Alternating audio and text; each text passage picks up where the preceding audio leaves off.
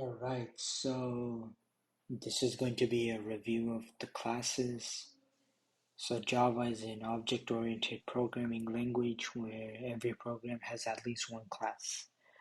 Programs are often built from many classes and objects, which are the instance of a class. Classes define the state and behavior of their instances. Behavior comes from the methods defined in the class.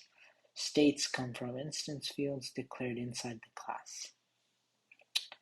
So, classes are modeled on real-world things we want to represent our program. Later we'll explore how a program can be made from multiple classes. For now, our programs are a single class. So we have the dog class with breed.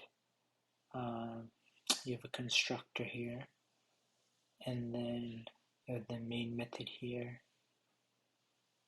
And yeah, so the text editor contains a dog class. Play around with this code, try to add and remove instance fields, create instances with different values, and print different variables. Alright, so I'm going to quickly just go over this in my own words, just so you guys understand what we've learned so far. So these are the instance fields, basically global variables. This is the constructor, which basically has the same name as the class, and then you have whatever things you put inside here, and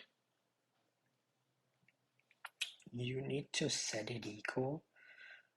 You need to set the instance field equal to the new name of the parameter name as well. Then you have the creating of new objects. So creating new dog objects, and then